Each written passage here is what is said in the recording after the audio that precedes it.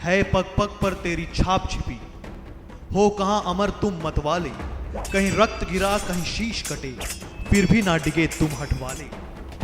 तुम स्याह समेटे बैठे थे अपने जीवन के हर पल में, तुम थे तभी ये उजियारे हैं आज हमारे आंगन में। जीवन अर्पण कर तुमने जो इस पुण्य धरा को पाला है, हर रोम रोम उपकार भरा है, ऋणी देश भी सारा है। शौर्य साहस समर्पण और बलिदान की वो अमिट वीर गाथाएं देखिए सिर्फ हमारे चैनल DA न्यूज प्लस पर। नमस्कार, आप देख रहे हैं DA न्यूज प्लस का खास प्रोग्राम शौर्य की गाथा। भारत के कई स्थानों की तरह छत्तीसगढ़ में अंग्रेजों के खिलाफ आवाज लगातार उठी, जिनमें कई स्वतंत्रता संग्राम सेनानियों ने भाग लिया और कई आजादी के मतवालों ने देश की आजादी में अमूल्य योगदान दिया, जिन्हें भूला पाना किसी भी भारतीय के लिए नामुमकिन है। इनमें से एक थे ठाकुर हनुमान सिंह। उन्हें छत्तीसगढ़ का मंगल पांडे कहा जाए तो अतिशयोक्ति नहीं होगी, क्योंकि अपने अदम्य साहस, सेवा, समर्पण और इच्छा शक्ति से उन्होंने आज देश दुनिया में अपनी शहादत से पहचान बनाई है। तो आइए आज हम आपको हमारे खास कार्यक्रम शौर्य गाथा में एक और अदम्य साहस के योद्धा ठाकुर हनुमान सिंह के जीवन से जुड़ी खास बातें बताते हैं। जय हिंद।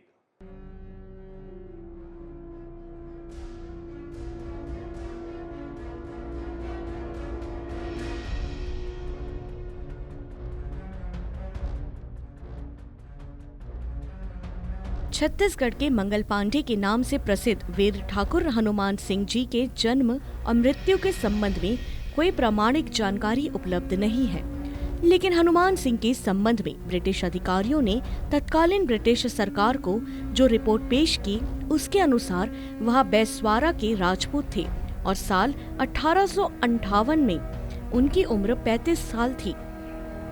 अर्थात इस दृष्टि से उनका जन्म वर्ष 1822 ई के आसपास माना जा सकता है।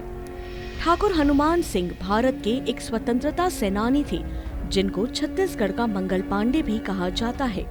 18 जनवरी सन 1858 को उन्होंने सर्जेंट मेजर सिडवेल की हत्या कर दी थी, जो रायपुर के तृतीय रेजिमेंट का फौजी अफसर था। रायपुर में उस समय फौजी छावनी थी, जिसे तृतीय रेगुलर रेजिमेंट का नाम दिया गया था। ठाकुर हनुमान सिंह इसी फौज के मैगजीन लश्कर के पद पर नियुक्त थे। उस समय उनकी आयु 35 वर्ष की थी। विदेशी हुकूमत के प्रति घृणा और गुस्सा था, साथ ही अंग्रेजों से नारायण सिंह की मौत का बदला भी लेना चाहते थे। उन्होंने अपने कुछ साथियों के साथ 18 जनवरी सन 1858 की शाम 7:30 बजे सशस्त्र हमला बोल दिया। देशी पैदल सेना की 3rd रेजिमेंट के सर्जेंट मेजर सिडवेल उस समय अपने कक्ष में अकेले बैठे आराम कर रहे थे।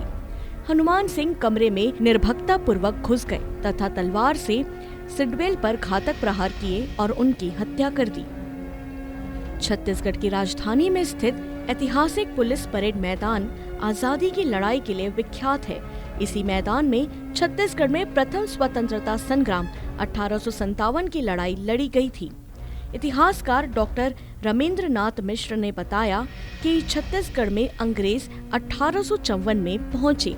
पुलिस परेड ग्राउंड को अंग्रेजी सेना की छावनी बनाया गया था। सैकड़ों अंग्रेजी सेना, घुड़सवार, गनमैन समेत अन्य सैनिकों के दल रहा करते थे। तब छत्तीसगढ़ के क्रांतिकारियों ने सन 1857 में अंग्रेजी हुकूमत के खिलाफ बिगुल फूंक दिया। इसी मैदान में 18 जनवरी 1858 को हनुमान सिंह को अपने 17 साथियों के साथ अंग्रेजों से लोहा लेने के लिए प्लानिंग तैयार की। जैसे ही अंग्रेज अधिकारियों को देखते ही खूनी हुंकार भरी।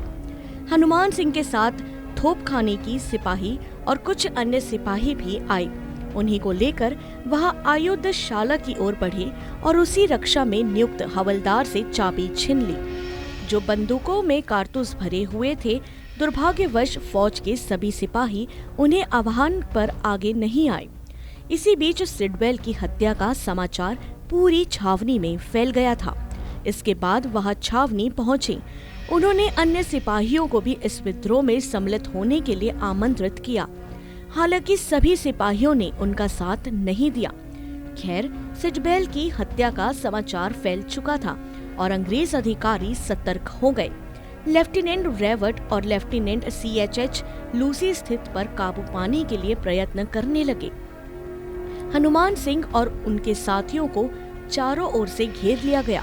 हनुमान सिंह और उनके साथी 6 से 7 घंटे तक अंग्रेजों का डटकर मुकाबला करते रहे। मौका देखकर हनुमान सिंह भी भाग निकले, लेकिन उनके 17 साथी अंग्रेजों द्वारा गिरफ्तार कर लिए गए। इन पर मुकदमा चलाया गया और मृत्यु दंड दिया गया। 22 जनवरी 1858 को सभी सिपाहियों की उपस्थिति में इन्हें फांसी पर लटका दिया गया।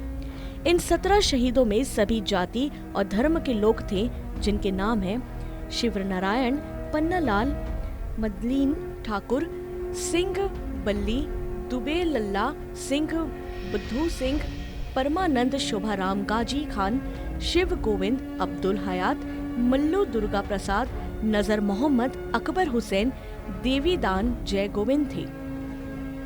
कैप्टन स्मिथ के बयान से पता चलता है कि हनुमान सिंह ने छावनी में विद्रोह के 2 दिन बाद ही देर रात डिप्टी कमिश्नर के बंगले पर भी हमला करने की कोशिश की थी। उस समय बंगले में क्षेत्र के कई प्रमुख वरिष्ठ अधिकारी सो रहे थे। इन अधिकारियों की सुरक्षा के लिए नियुक्त स्मिथ के ठीक समय पर जाग जाने से हनुमान सिंह को यहाँ से भागना पड़ा।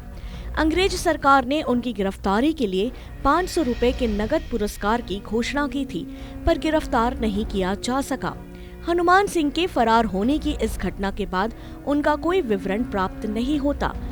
कैप्टन स्मिथ के अनुसार जिस प्रकार हनुमान सिंह ने डिप्टी कमिश्नर के बंगले पर साहसपूर्ण आक्रमण किया, यदि उसे अपने उद्देश्य में सफलता मिल जाती तो निश्चय ही अंग्रेजी हुकूमत के अधिकारियों का इस शहर से सफाया हो जाता।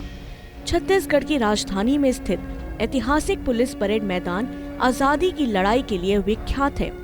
इतिहासकार की माने तो जहां भी पुलिस परेड मैदान में हेलीकॉप्टर उतार रहे हैं, वहां अंग्रेजों का शास्त्रागार हुआ करता था, जहां अंग्रेज बड़ी संख्या में तलवार, गनमैन, घोड़ा आदि रखते थे।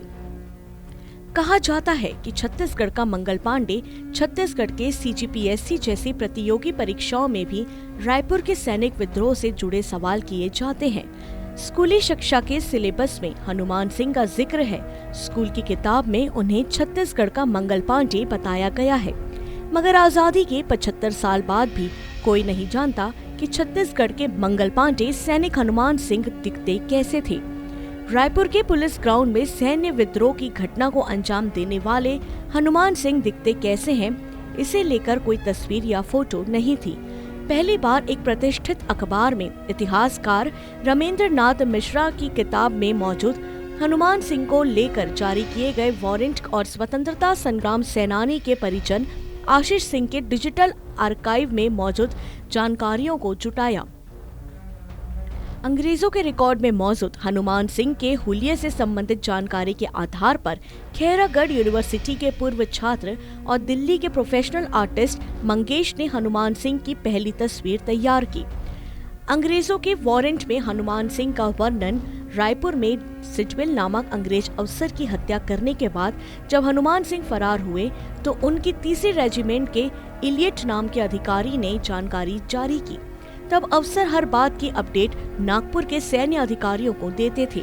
नागपुर राजधानी की तरह था। हनुमान सिंह के फरार होने की जानकारी तमाम अंग्रेज सैन्य टुकड़ियों के पास भेजे गए थे।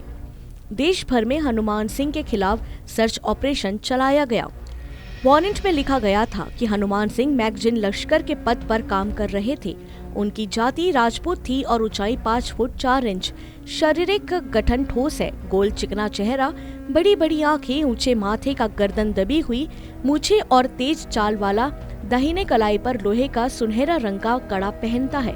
जोर जोर से लेकिन स्थिरता के साथ बोलता है। चलते समय नीचे देखता है। बांसवाड़ा राजस्थान का निवासी है। अंग्रेजों के रिकॉर्ड में उनके परिवार का राजस्थान के बांसवाड़ा में रहने का जिक्र मिलता है। हनुमान सिंह के खिलाफ इनाम घोषित हुआ था। अगर वह पकड़े जाते तो उन्हें फांसी की सजा दी जाती। ब्रिटिश हुकूमत ने उन्हें ट्रेस करने की तमाम कोशिश की, मगर हनुमान सिंह को कभी कोई ढूंढ नहीं पाया और उनके परिजनों का भी कोई साक्ष्य नहीं मिला। हो सकता है वह भी हनुमान सिंह के साथ अंडरग्राउंड हो गए। बहुत मुमकिन है कि हनुमान सिंह पहचान बदलकर, नाम बदलकर या हुलिया बदलकर रह रहे हों। रायपुर से जाने के बाद उनकी कोई जानकारी किसी के हाथ नहीं लगी। सन 1858 में रायपुर के कार्यवाहक डिप्टी कमिश्नर रहे बीजे आशो ने एक रिपोर्ट तैयार की थी। उन्होंने लिखा था कि सर्जेंट मेजर सिटवेल की हनुमान सिंह और उनके साथियों ने हत्या की। आशो ने बताया कि वह लेफ्टिनेंट इसलिए हनुमान सिंह के सीनियर अफसर के घर पर गए थे। रिपोर्ट में लिखा गया है कि जब हनुमान सिंह ने अंग्रेज अफसर की हत्या की तब इलियट वहीं मौजूद थे। इलियट पर भी हमला करने के दौरान बाहर से विद्रोही सैनिक अंदर उनके कमरे में आने की कोशिश कर रहे थे, मगर वहां आ नहीं पाए। इस बीच इलियट ने घुड़सवार सुरक्षा कर्मियों को अलर्ट कर दिया। अफसरों के नौकरों और हनुमान सिंह को तलवार लेकर भागते हुए देखा गया। रिपोर्ट में अफसर ने लिखा है, लेफ्टिनेंट इलियट अगर नींद से ना जागे होते तो पूरी संभावना है कि उन्हें भी काट दिया गया होता।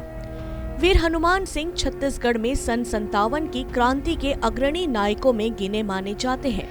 हालांकि महाविद्रोही की चर्चा जब भी चलती है तब छत्तीसगढ़ अंचल से वीर नारायण सिंह का ही नाम लिया जाता है, जबकि हनुमान सिंह का दुस्साहस और शौर्य वीर नारायण सिंह से ज्यादा बड़ा था। वीर नारायण सिंह ने अंग्रेजी हुकूमत द्वारा अपनी जमींदारी छीनने जाने के विरोध में विद्रोह किया था, लेकिन वीर हनुमान सिंह तो एक साधारण सिपाही थे। उनकी संपत्ति अंग्रेजों ने जब्त नहीं की थी। इतिहास में उन्हें वीर नारायण सिंह से ज्यादा नहीं तो कम भी आका नहीं जाना चाहिए था। इतिहास ने वीर हनुमान सिंह के साथ न्याय नहीं किया। इतिहासकार मानते हैं कि अगर अंग्रेजी सेना ने भारतीय सिपाहियों ने साथ दिया होता तो वीर हनुमान सिंह की बहादुरी ने छत्तीसगढ़ अंचल में एक बार फिर क्रांति की ज्वाला भड़क उठती। अंग्रेजों को छत्तीसगढ़ छोड़ने के लिए मजबूर होना पड़ता। 57 की क्रांति के इस गुमनाम योद्धा ने छत्तीसगढ़ अंचल में अकेले ही क्रांति की लौ जलाकर अपना और बैसवारे का नाम इतिहास में हमेशा हमेशा के लिए अमर कर दिया। समय रहते समाज और सरकार की ओर से वीर हनुमान सिंह के इतिहास को ढूंढने का उद्यम किया जाता तो आज वह अपने बैसवारे में ही गुमनाम ना होते। होना तो ये चाहिए था कि 18 जनवरी यानी अंग्रेज सैन्य अफसर सिटवेल की हत्या की तारीख को उत्तर प्रदेश और छत्तीसगढ़ अंचल में शौर्य दिवस के रूप में मनाया जाता। दुर्भाग्यवश आपने इस महान सपूत के बारे में बैसवारे के लोग भी 150 वर्ष से ज्यादा समय बीत जाने के बावजूद अपचारित ही हैं, जबकि जरूरत थी कि वीर हनुमान सिंह की गौरव गाथा गान राणा बेनी माधव सिंह, राजा राव राम बख्श सिंह की तरह ही इस अंचल में जन जन के बीच गाया जाता। आजादी का अमृत महोत्सव चल रहा है। इस अमृत महोत्सव में भी आजादी का यह महानायक विस्मृत ही है। न छत्तीसगढ़ की सरकार ने वीर हनुमान सिंह को वह सम्मान दिया और न उत्तर प्रदेश सरकार ही सम्मान देने के बारे में सोच पाई है, और समाज तो अज्ञान ही है।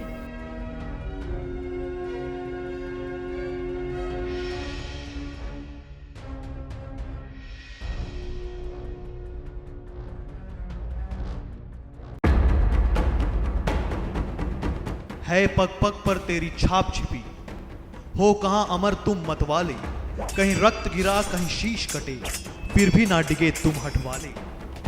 तुम स्याह समेटे बैठे थे अपने जीवन के हर पल में, तुम थे तभी ये उजियारे हैं आज हमारे आंगन में। जीवन अर्पण कर तुमने जो इस पुण्य धरा को पाला है, हर रोम रोम उपकार भरा है, ऋणी देश भी सारा है। शौर्य साहस समर्पण और बलिदान की वो अमिट वीर गाथाएं देखिए सिर्फ हमारे चैनल DA News Plus पर।